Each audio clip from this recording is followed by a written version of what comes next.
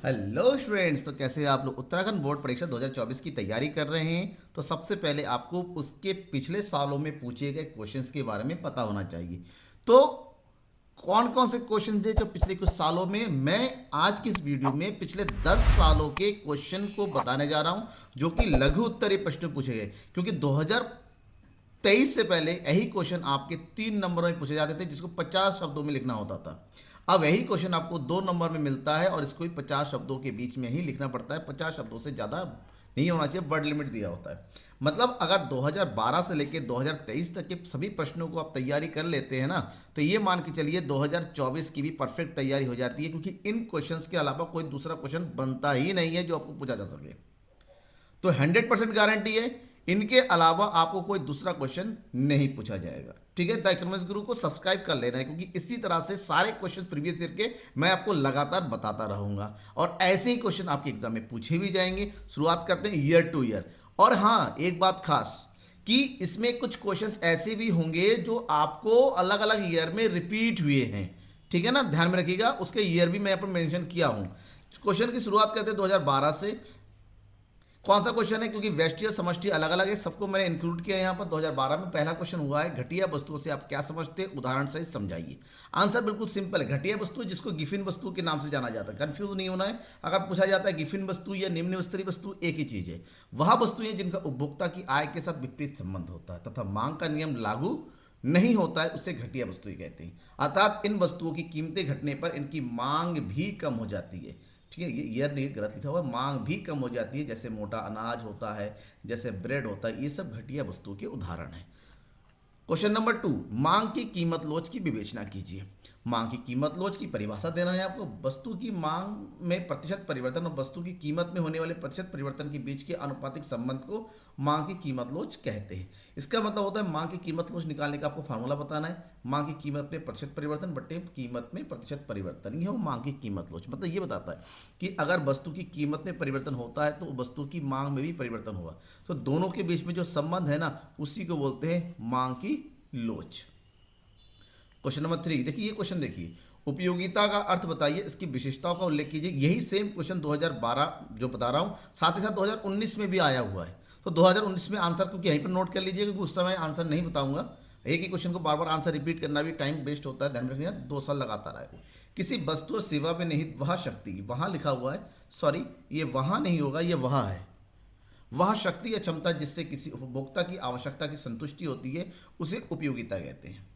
अब कहा गया है विशेषता है, तो क्योंकि 3 नंबर में होता, 2 नंबर में होता, अब तो 2 नंबर में, पहले 3 नंबर में था, तो 2 या 3 विशेषता बताइए। देखिए मैंने फिलहाल 4 दे रखा है, आप इसमें से कोई भी 2 या 3 याद रखिए।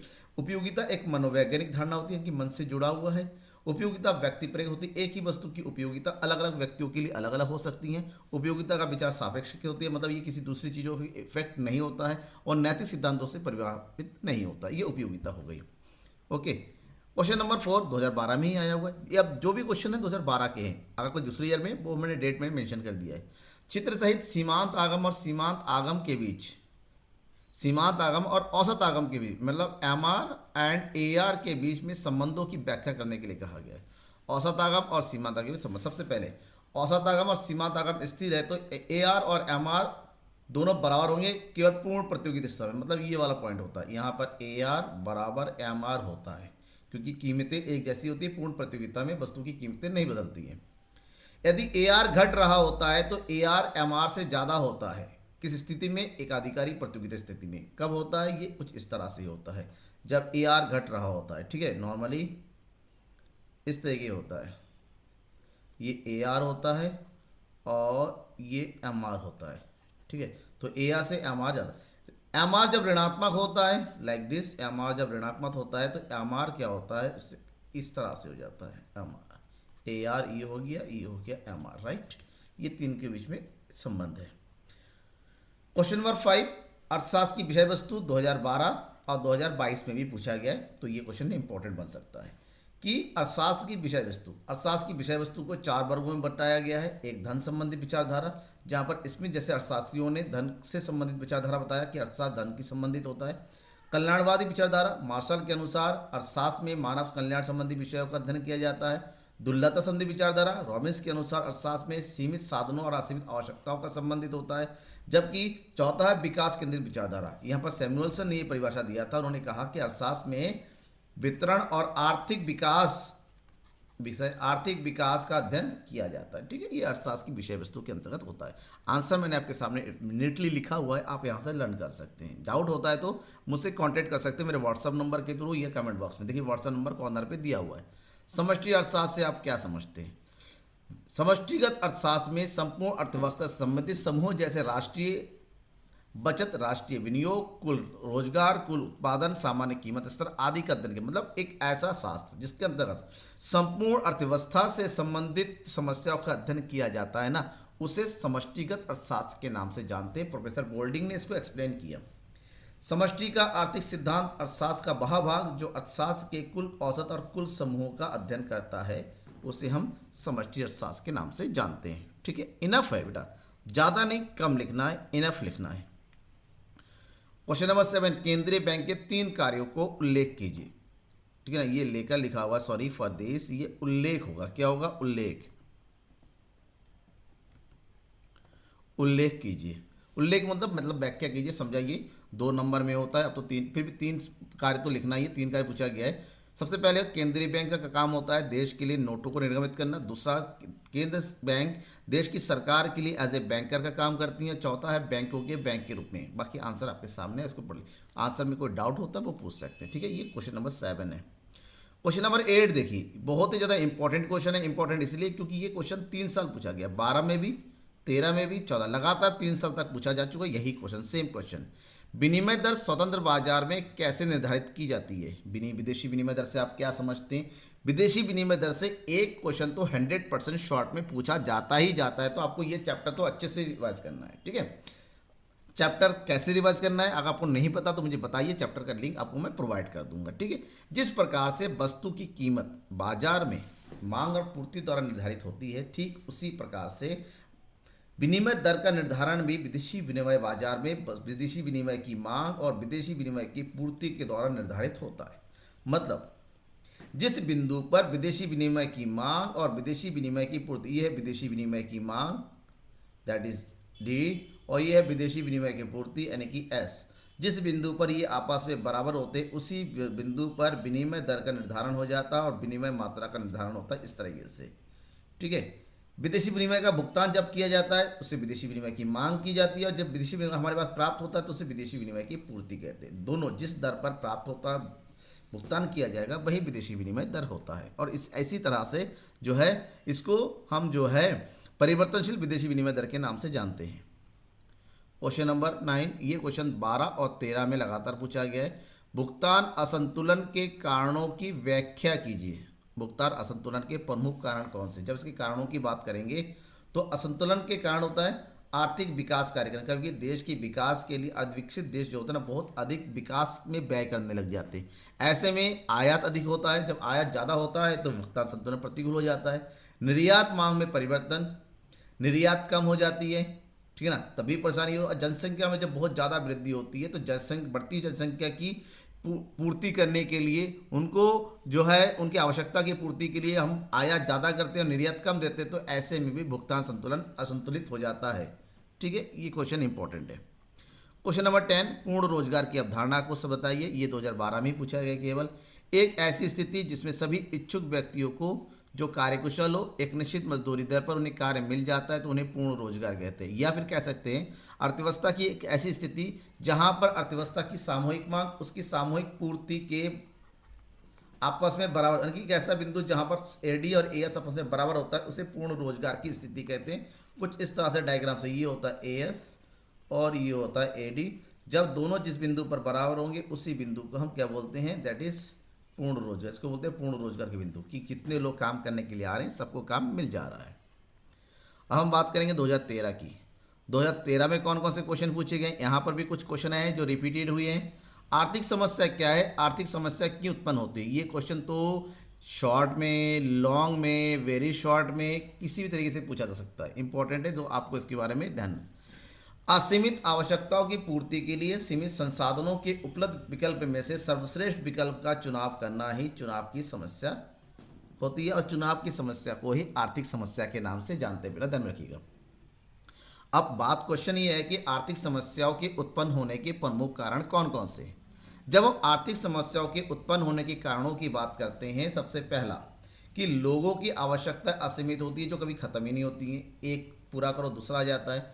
लोगों की हर किसी की आवश्यकता अलग अलग होती हैं, संसाधन सीमित होते हैं। बेसिकली इतने सारे कारण लिखने की जरूरत नहीं है आपको, क्योंकि 2 नंबर में पूछा जाएगा तो आप इसको 2 या 3 जो है कारण लिख सकते हैं। ठीक है, क्लियर हो गया। क्वेश्चन नंबर 12, ये क्वेश्चन 13 के साथ साथ 2017 में भी आ चुका है। सीमांत उपयोगिता एवं कुल उपयोगिता में संबंध स्पष्ट कीजिए। That means MU and TU में क्या रिलेशन है। तो जब दोनों में संबंधों की बात करते हैं, जब सीमांत उपयोगिता धनात्मक है चाहे वो घट रही है, तब कुल उपयोगिता बढ़ती है। मतलब जब सीमांत उपयोगिता, मान लो ये सीमांत उपयोगिता इस तरह से है, यहाँ पर है, तो ऐसे में कुल उपयोगिता बढ़ती हुई होती है। जब सीमांत उपयोगिता शून्य होती, मतलब ये जब ये एक्स एक्सिस को छू लेगा तो उस समय कुल उपयोगिता सबसे ज़्यादा होती है, टॉप में होती है यहाँ पर।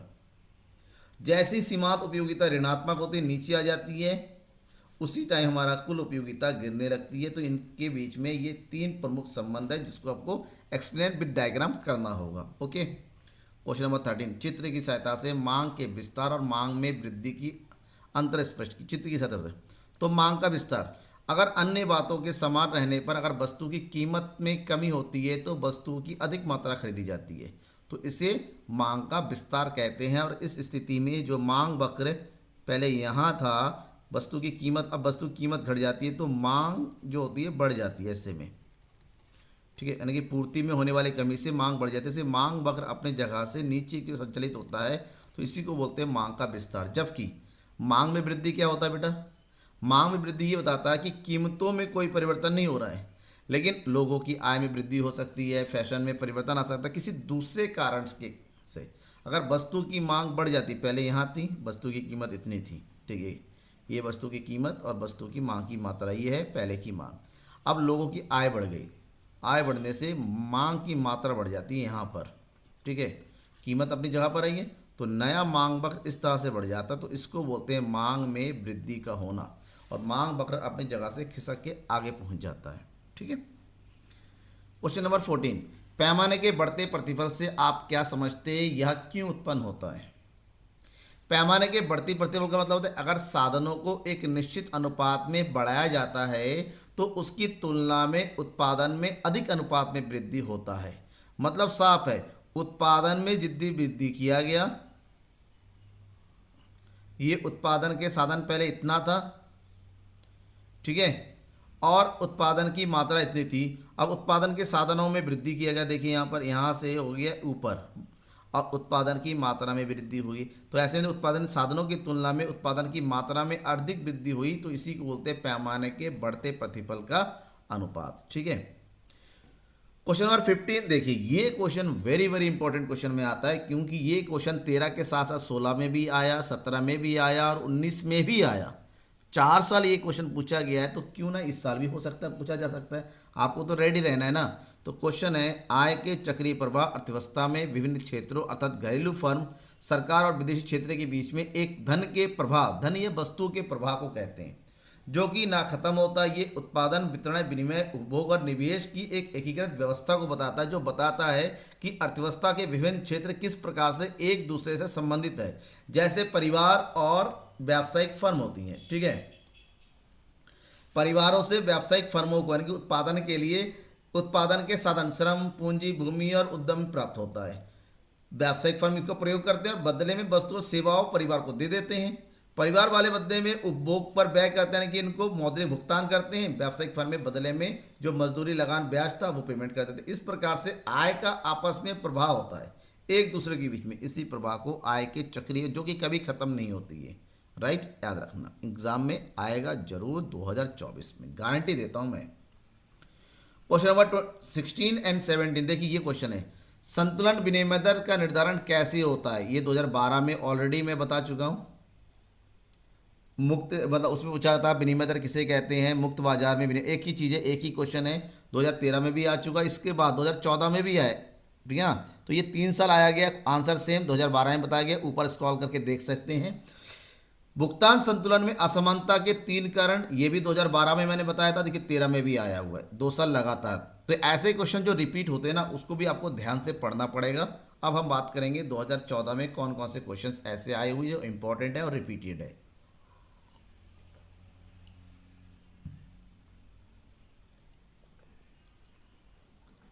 2014 में लघुत्तरीय प्रश्न, पहला क्वेश्चन है, मांग के नियम की व्याख्या कीजिए। तो मांग का नियम क्या होता है? मांग का नियम का मतलब होता है, मांग का नियम देखिए नियम लिख गया, प्रतिपादन प्रोफेसर मार्शल ने किया था, जो बताता है कि वस्तु की कीमत में और वस्तु की मांग की मात्रा के बीच में ऋणात्मक यानी कि विपरीत संबंध होता है।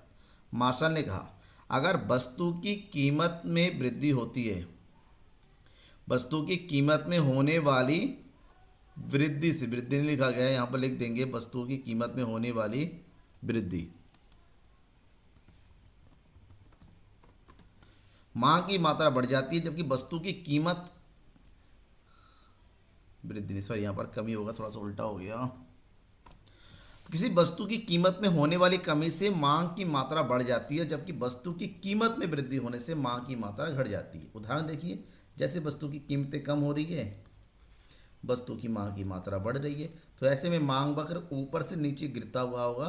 तो जब ये क्वेश्चन 2 नंबर में पूछा जाएगा आपका 2024 में, तो आपको इसी तरह से बताना है, ठीक है ना। डायग्राम जरूर दीजिएगा, डायग्राम देने से आपको मार्क्स 100% मिलते हैं।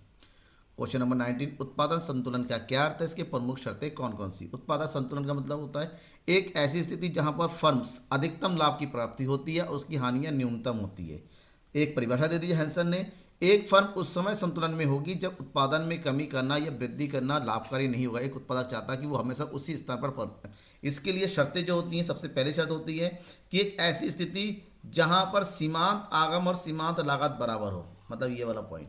साथ ही साथ सीमांत लागत वक्र यानी कि ये एमसी वक्र एमआर वक्र को नीचे से काटता हुआ होना चाहिए, तो बिंदु ई जो है संतुलन बिंदु कहलाता है। ये 2 प्रमुख शर्तें होती हैं, पूछा जाता है, ध्यान में रखिएगा।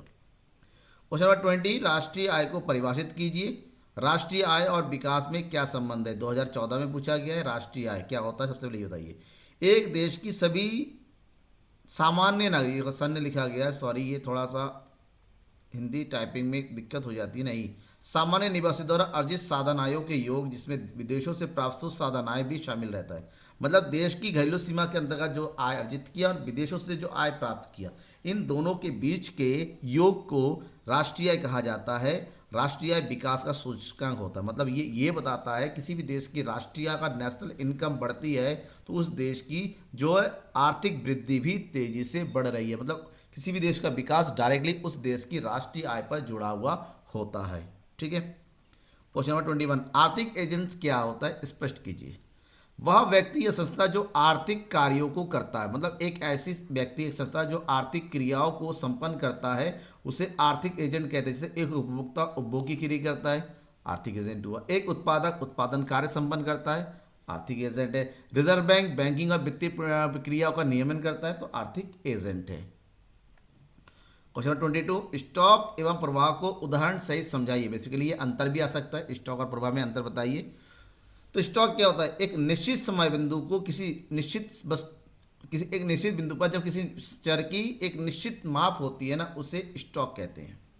मतलब इसका कोई समयकाल नहीं होता, जैसे पानी में रखा टैंक में रखा हुआ पानी, मुद्रा की मात्रा, पूंजी एक निश्चित समय पर मापते हैं, तो जितनी मात्रा होती है वो स्टॉक है। जबकि प्रवाह एक निश्चित समय अवधि में मापी जाती है, 1 घंटे में, 2 घंटे में, 4 घंटे में, 1 दिन में, मतलब जब समयकाल जुड़ जाता है, प्रति माह, प्रति मिनट, उसको हम प्रवाह बोलते हैं। जैसे वे नदी में बहता हुआ जल, जैसे आय स्तर होता है, जैसे बचत होता है, जो एक निश्चित समय से जुड़ा हुआ होता है, ठीक है। क्वेश्चन नंबर 23, व्यापार संतुलन और भुगतान संतुलन में अंतर स्पष्ट कीजिए। बहुत इंपॉर्टेंट है, कई बार पूछा गया क्वेश्चन।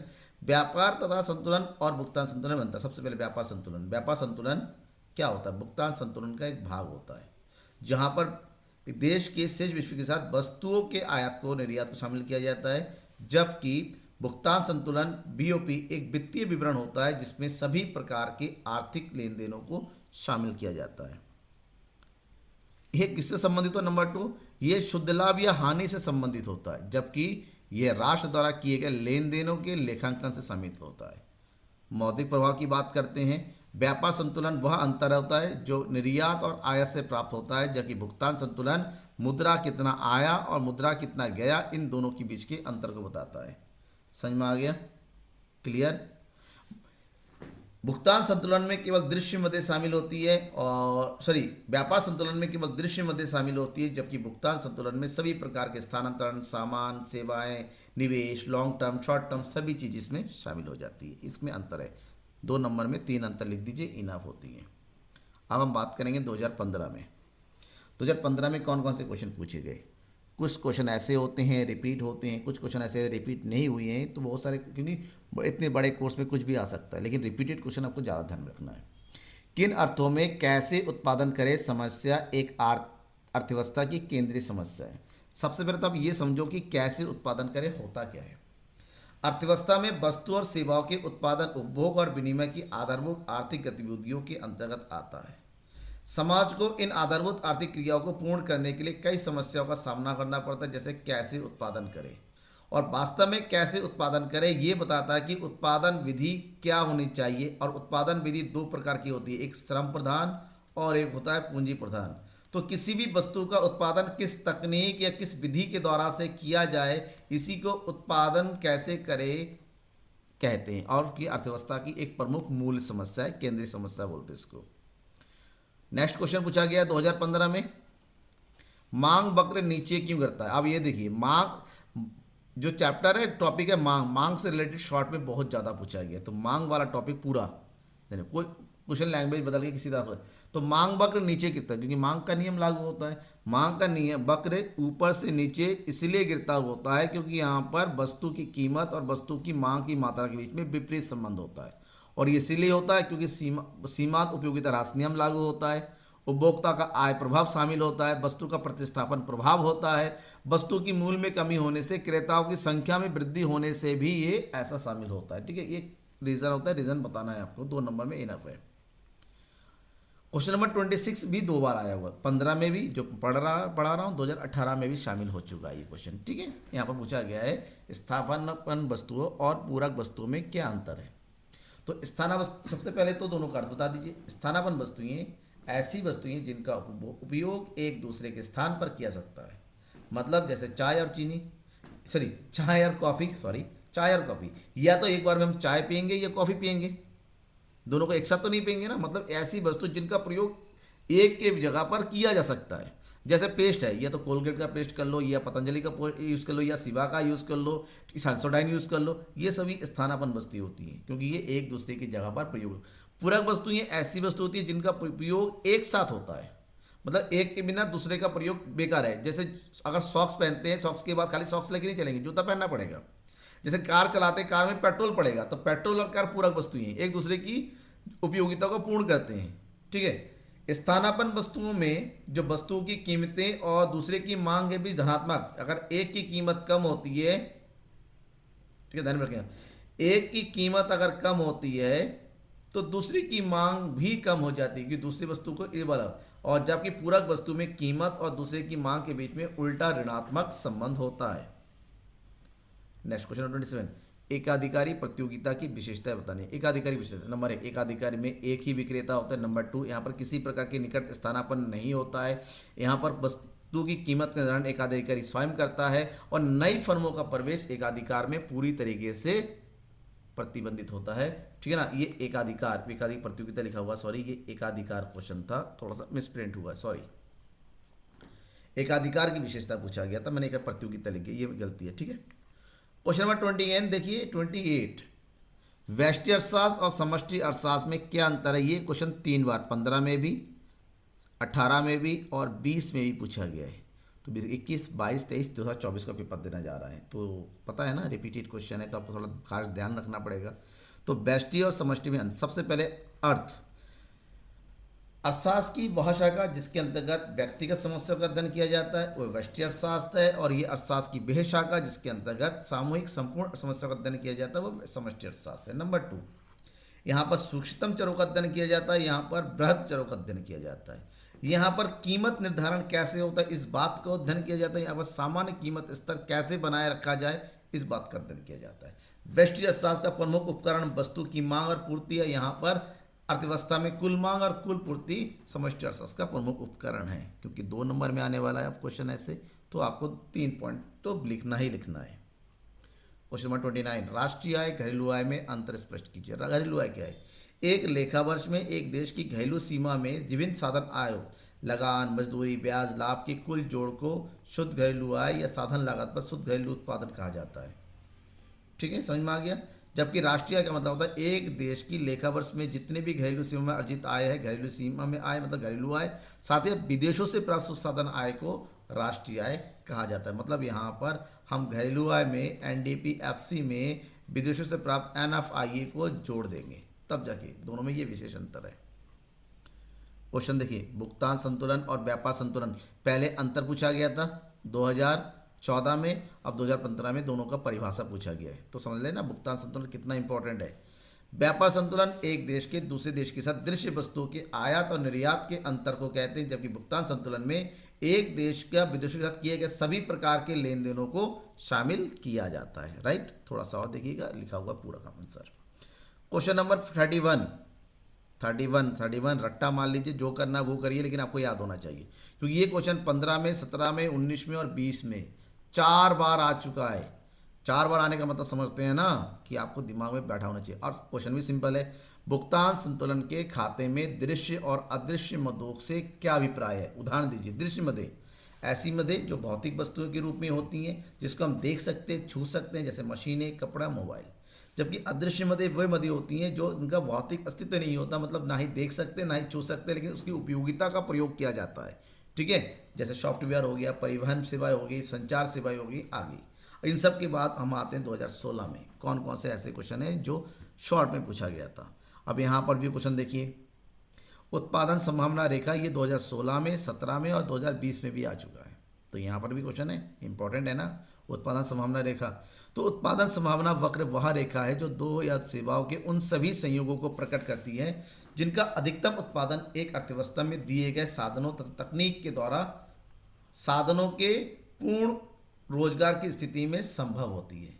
इसकी मतलब ये होता है, दो वस्तुओं के संयोग को दर्शाता है। कुछ इस तरह से ये वक्र बनता है। देखिए, ये है वस्तु y और ये है वस्तु x, जहाँ पर विभिन्न संयोगों को आपस में दर्शाया जाता है। तो इसी को उत्पादन संभावना शॉर्टकट में प्रोडक्शन पॉसिबिलिटी का यानी कि पीपीसी बोलते हैं।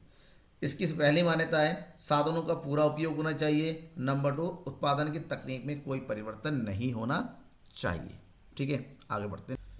क्वेश्चन नंबर 33, सामान्य वस्तुएं तथा घटिया वस्तुओं का अर्थ स्पष्ट। देखिए, 2012 में पूछा गया था घटिया वस्तुओं से आप क्या समझते हैं। अब घटिया वस्तु के साथ सामान्य वस्तु भी जुड़ गया इसके साथ। ठीक है ना, तो 2000 घटिया वस्तुएं 2012 में पूछा गया है, दोनों का इंक्लूड हो गया, तो ये क्वेश्चन भी रिपीट हुआ। समझिए, सामान्य वस्तुएं ऐसी वस्तुएं होती हैं जहां पर उपभोक्ता की आय और उपभोक्ता की मांग के बीच में धनात्मक संबंध होता है। मतलब अगर हम एक तरफ आय देखते हैं और एक तरफ वस्तु की मांग देते हैं, धनात्मक संबंध होता है। मतलब अगर उपभोक्ता की आय में वृद्धि होती है, पहले आय यहाँ थी और मांग इतनी थी, अब आय में वृद्धि हो गई तो वस्तु की मांग में भी क्या हो गई, वृद्धि हो गई। तो इसको बोलते हैं सामान्य वस्तुएं। जैसे कोई भी वस्तु ले ले, जैसे हम नॉर्मली चावल ले लेंगे, जैसे टीवी की बात करते हैं, जैसे फ्रिज की बात करते हैं, जैसे कपड़ों की बात करते हैं, सामान्य वस्तुएं। जबकि घटिया वस्तुएं ऐसी वस्तुएं होती हैं जहाँ पर उपभोक्ता की आय एवं वस्तु की मांग के बीच में ऋणात्मक संबंध होता है। कैसा संबंध होता है? ऋणात्मक संबंध होता है। यानी कि आय जितनी ज़्यादा होगी, मतलब आय पहले इतनी थी, वस्तु की मांग यहाँ थी, जैसी वस्तु की उपभोक्ता की आय कम हो जाती है, गिर जाती है, तो वस्तु की मांग बढ़ी। यानी कि जब आय में और इन वस्तुओं की मांग में ऋणात्मक संबंध पाया जाता है तो उसे जो है गुणात्मक लिख गया, सॉरी फॉर दिस, यहाँ पर ऋणात्मक होगा। ठीक है, ये गुणात्मक नहीं है, दैट इज ऋणात्मक। ये थोड़ा सा प्रिंटिंग मिस्टेक है, टाइपिंग मैं खुद करता हूँ, थोड़ा सा जल्दबाजी में ही हो गया। ऋणात्मक संबंध यानी कि उल्टा संबंध पाया जाता है। ठीक है, क्वेश्चन नंबर 34, तटस्थता मानचित्र को चित्र से समझाइए। एक उदासीनता वक्र पर उपभोक्ता के एक समान संतुष्टि स्तर पर प्राप्त होने वाले वक्र को उदासीनता वक्र यानी कि तटस्थता वक्र के नाम से जानते हैं, जो कि ये बताता है कि दो वस्तुओं के उपभोग के जितने भी संयोग होते हैं सभी समान संतुष्टि वाला होगा। मतलब ये हो गया, अलग अलग उदासीनता वक्र पर संतुष्टि का अलग स्तर होता है। ठीक है। तो यहाँ पर उदासीनता जो वक्र होता है, तटस्थता मानचित्र या एक ही उपभोक्ता के अलग अलग वक्र जब बनाए जाते हैं, उनको सब जब एक ही डायग्राम में शो किया जाता है ना, उसे उदासीनता मानचित्र के नाम से जाना जाता है। ठीक है, ये देखिए यहाँ पर प्रत्येक अलग, मतलब एक उपभोक्ता के एक नहीं पर अनेक उदासीनता वक्र हो सकते हैं। जब उन सबको एक साथ दर्शाया जाता है तो उसे तटस्थता वक्र या उदासीनता वक्र या अनादिमान मानचित्र के नाम से जानते हैं। क्वेश्चन नंबर 35, एक फर्म की कुल स्थिर लागत, कुल परिवर्ती लागत और कुल लागत क्या है? कुल स्थिर लागत TFC, कुल स्थिर लागत उस खर्च का जोड़ होता है जो उत्पादन के स्थिर साधनों पर खर्च किया जाता है, जबकि कुल परिवर्तनशील लागत वह लागत होती है जो उत्पादन के परिवर्तनशील साधनों के घटते बढ़ते साधनों पर व्यय किया जाता है। और इन दोनों का टोटल उत्पादन के स्थिर लागत और परिवर्तनशील लागत के योग को जो है कुल लागत कहा जाता है। TFC प्लस, इसको हम डायग्राम से रिप्रेजेंट करेंगे। ये हो गया उत्पादन की स्थिर लागत जो बढ़ता घटता नहीं है, ये हो गया परिवर्तनशील लागत TVC जो उत्पादन के साथ बढ़ता चले, सॉरी ये जीरो से स्टार्ट होता है, ठीक। और दोनों का टोटल जो होता है कुल लागत होता है, ये होता है TC। क्वेश्चन नंबर 36, ये क्वेश्चन भी 3 बार पूछा जा चुका है, 2016 में, 2018 में, 2022 में। और देखिए 16 और 2 18, तो 24 और 2 24, यानी कि इस साल जरूर पूछा जाएगा। ये तो 100% मुझे लगता है कि इस साल आएगा। पूर्ण प्रतियोगिता बाजार की विशेषताओं को बताइए। पूर्ण प्रतियोगिता बाजार की प्रमुख विशेषताएं होती है, इस बाजार में क्रेता और विक्रेताओं की संख्या अधिक होती है, इस बाजार में वस्तु की समरूप वस्तुएं उपलब्ध होती हैं, एक जैसी, कोई अंतर नहीं होता है, बाजार की दशाओं का क्रेता और विक्रेताओं को पूर्ण ज्ञान होता है, और सबसे इंपॉर्टेंट वस्तु की कीमत का निर्धारण जो है बाजार के द्वारा होता है, वस्तु की मांग और पूर्ति के द्वारा। राइट, इंपॉर्टेंट है, इस साल जरूर आएगा। क्वेश्चन नंबर 37, समष्टि अर्थशास्त्र के अर्थ एवं महत्व स्पष्ट कीजिए। पहले समष्टि अर्थशास्त्र व्यष्टि अर्थशास्त्र में अंतर पूछा जा चुका है, तो यहाँ पर कह रहा है समष्टि अर्थशास्त्र का अर्थ बताइए और महत्व। समष्टि अर्थशास्त्र वह अर्थशास्त्र है जहाँ पर संपूर्ण अर्थव्यवस्था से संबंधित सामूहिक जैसे राष्ट्रीय आय, राष्ट्रीय बजट, विनियोग आदि का अध्ययन किया जाता है। इसके महत्व की बात करते हैं, यहाँ पर जटिल अर्थव्यवस्था के अध्ययन में आवश्यक होता है, आर्थिक नीतियों के निर्धारण में ये महत्वपूर्ण होता है, आर्थिक विकास के अध्ययन में ये बहुत ही इंपॉर्टेंट, रोजगार स्तर का अध्ययन करेंगे तो जरूरी है, मतलब पूरे अर्थव्यवस्था का अध्ययन करना है तो समष्टि अर्थशास्त्र इंपॉर्टेंट है। 38, बाजार कीमत पर शुद्ध राष्ट्रीय उत्पाद से आप क्या समझते हैं? बाजार कीमत पर शुद्ध राष्ट्रीय उत्पाद एक देश की घरेलू सीमा में सामान्य निवासियों द्वारा एक लेखा वर्ष में उत्पादित अंतिम वस्तु और सेवाओं के बाजार मूल्य एवं विदेशों से प्राप्त साधन आय के जोड़ में अगर मूल्यह्रास को घटा दिया जाए तो जो प्राप्त होता है उसे बाजार कीमत पर शुद्ध राष्ट्रीय उत्पाद कहा जाता है। ठीक है ना, बाजार कीमत पर शुद्ध राष्ट्रीय उत्पाद, यानी कि अगर सकल राष्ट्रीय उत्पाद में से मूल्यह्रास को घटा देंगे तब जाके हमें ये प्राप्त होता है। राइट, 2 नंबर में इतना काफी होता है। क्वेश्चन नंबर 39, आय के चक्रीय प्रवाह का अर्थ स्पष्ट कीजिए। 13, 16, 17, 19 में आ चुका है, इंपॉर्टेंट है, मोस्ट इंपॉर्टेंट। ये क्वेश्चन का आंसर ऑलरेडी 2013 में दिया जा चुका है।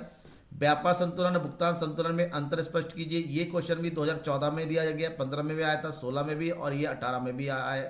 ठीक है ना, ये इंपॉर्टेंट है, 4 साल लगातार। तो ऐसे क्वेश्चन जो रिपीट हुए इसका आंसर ऑलरेडी ऊपर दिया जा चुका है, इसलिए मैं यहाँ पर आपको दोबारा आंसर नहीं बता रहा हूँ। ठीक है, 2017 की बात करते हैं, 2017 में जो पहला ही क्वेश्चन आया है उत्पादन संभावना वक्र, ये क्वेश्चन भी 2016 में, यानी कि इससे ठीक पहले साल आ चुका है। थोड़ा सा बैक करके देख सकते हैं, 2017 में भी आया, साथ ही साथ 2020 में भी आया है। नेक्स्ट क्वेश्चन, रेखाचित्र द्वारा प्रदर्शित कीजिए। कुल उपयोगिता तब अधिकतम होती है जब सीमांत उपयोगिता शून्य होती है। आपको इससे पहले कुल उपयोगिता और सीमांत उपयोगिता के बीच में संबंध बताया गया था, यहाँ पर भी संबंध बताया जाना है, यानी कि दोनों में क्या संबंध है। 2013 में संबंध पूछा गया था, अब वही चीज लैंग्वेज बदल के 2017 में भी पूछा जा रहा है।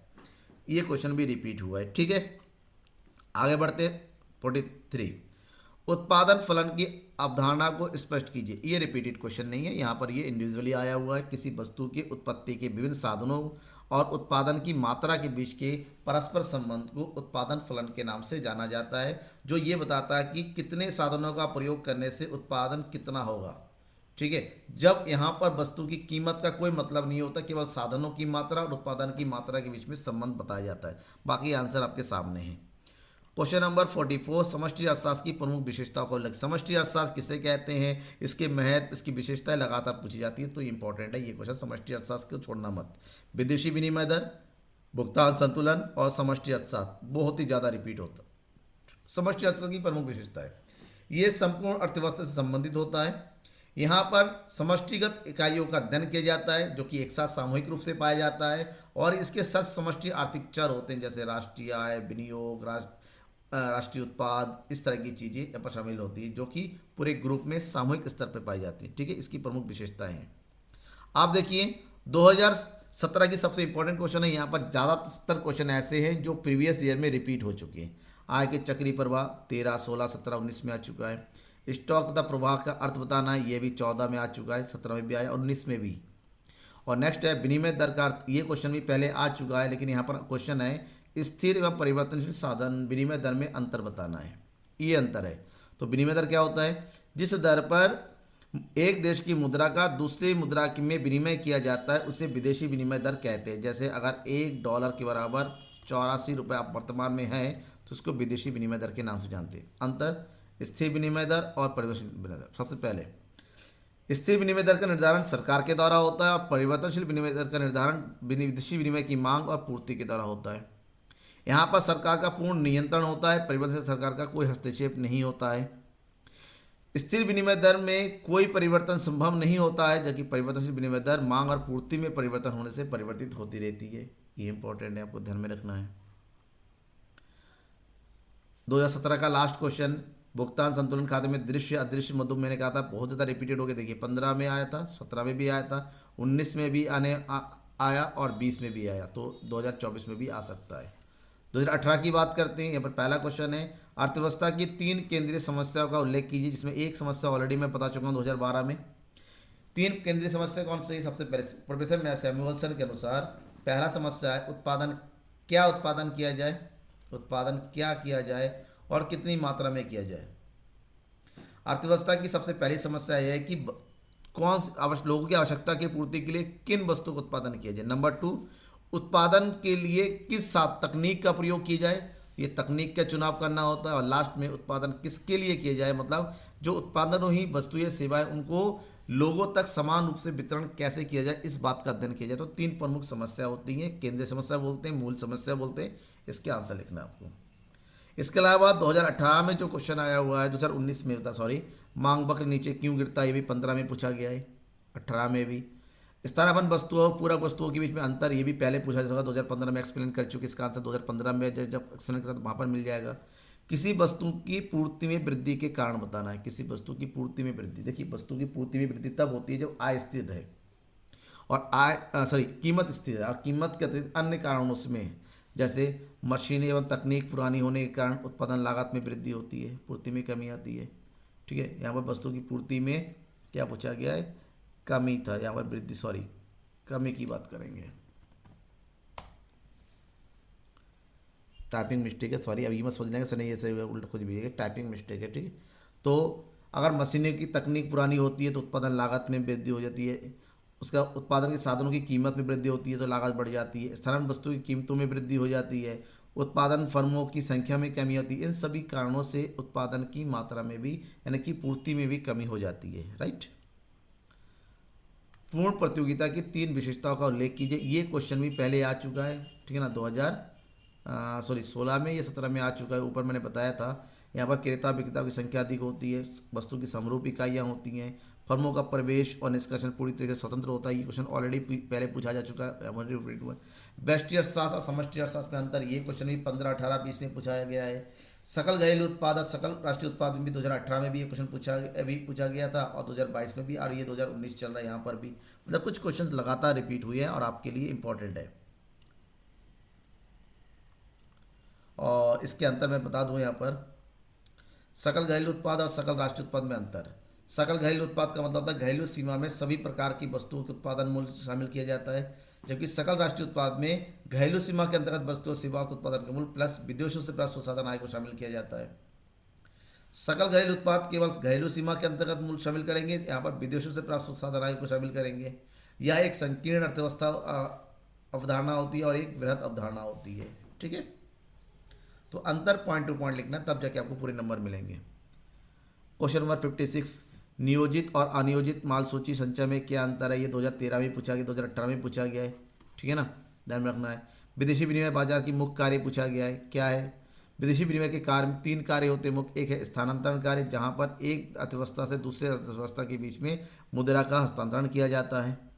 क्रेडिट फंक्शन, आयातकों को अल्पकालीन ऋण प्रदान किया जाता है, उधार में वस्तु का आयात निर्यात करना होता है। और हेजिंग कारण जो जोखिम होते हैं अर्थव्यवस्था में विनिमय दर के संबंध, उस जोखिम को कम करने का काम करता है विदेशी विनिमय बाजार। ठीक है। क्वेश्चन नंबर 58, व्यापार शेष और भुगतान शेष को परिभाषित कीजिए। ये क्वेश्चन भी देखिए रिपीटेड क्वेश्चन है, 14, 15, 16, 18, 4 साल लगातार रिपीट हुआ है। अब हम बात करेंगे 2019 में।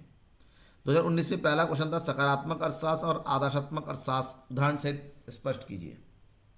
सकारात्मक को हम वास्तविक अर्थशास्त्र के नाम से भी जान सकते हैं, वास्तविक अर्थशास्त्र कहते हैं इसको, पॉजिटिव इकोनॉमिक्स।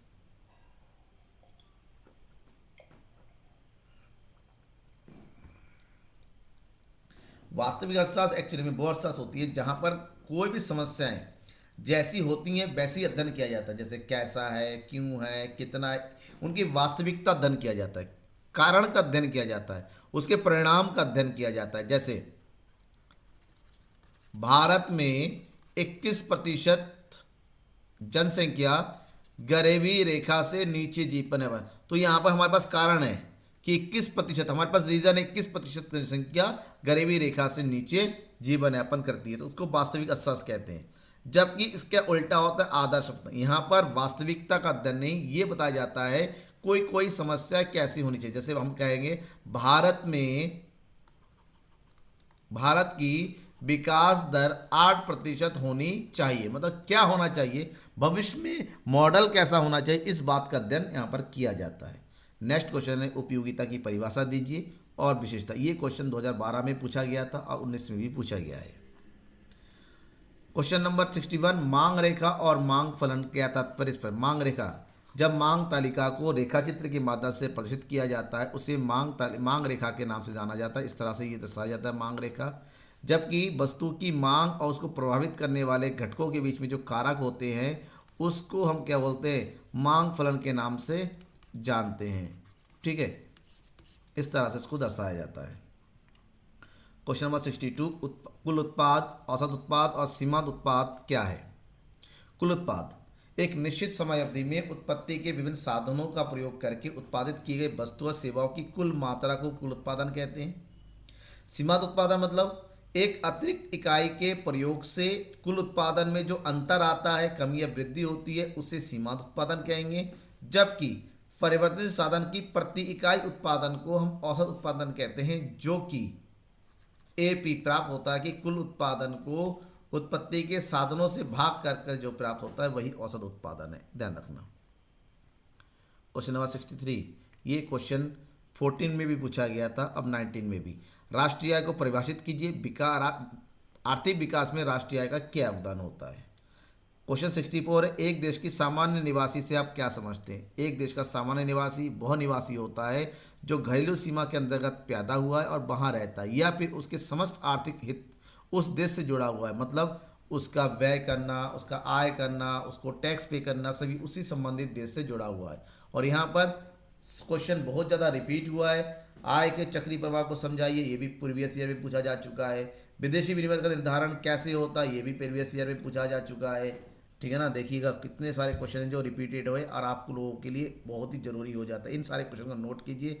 आप देखिए 19 में भी एक क्वेश्चन ऐसा है जो दृश्य अदृश्य मदों के बारे में पूछा गया। ये क्वेश्चन भी अब पहले बता चुका हूँ। 2020 की बात करें, 2020 में तो लगभग सारे ही क्वेश्चन रिपीटेड आ चुके हैं प्रीवियस ईयर में। जैसे उत्पादन संभावना वक्र की अवधारणा को स्पष्ट करना है, सामान्य वस्तु और निकृष्ट वस्तु में अंतर जो कि 2016 में भी आ चुका है, उदासीनता वक्र की विशेषताओं के बारे में पूछा गया, 2016 में भी आ चुका है, व्यष्टि अर्थशास्त्र समष्टि अर्थशास्त्र में अंतर जो कि 15 में, 18 में, अब देखिए 20 में भी आ चुका है। ये सारे क्वेश्चन आपको अलग से नोट करने हैं ताकि आप एग्जाम में अच्छे से तैयारी कर सकें।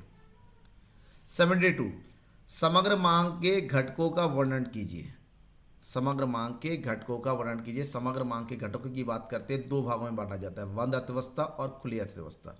बंद अर्थव्यवस्था में समग्र मांग के दो घटक होते हैं, सी प्लस आई। सी बताता है उपभोग व्यय और आई बताता है निवेश व्यय। जबकि खुली अर्थव्यवस्था में समग्र मांग के चार प्रमुख घटक होते हैं, उपभोग, निवेश, सरकारी व्यय और शुद्ध निर्यात। उपभोग को सी बोला जाता है, निवेश को आई बोला जाता है, सरकारी व्यय जी है और शुद्ध निर्यात यानी निर्यात माइनस आयात ये है। ठीक है, इन चारों इतना एक्सप्लेन कर देंगे, आपको 2 नंबर हर कोई देगा। यहाँ पर भी बीच में देखिए, भुगतान संतुलन के दृश्य और अदृश्य मदों से क्या तात्पर्य, ये क्वेश्चन यहाँ पर भी आ चुका है। सबसे ज़्यादा रिपीट होने वाला कोई क्वेश्चन है तो ये है। दूसरा है विदेशी विनिमय दर वाला, ये क्वेश्चन भी 17 में, 20 में और 22 में भी, इवन 23 में भी, और तो 22, 23, 24 में भी आ सकता है। नोट कर लो भाई, नोटेड, 100% आ सकता। अब बात करेंगे 2022 की।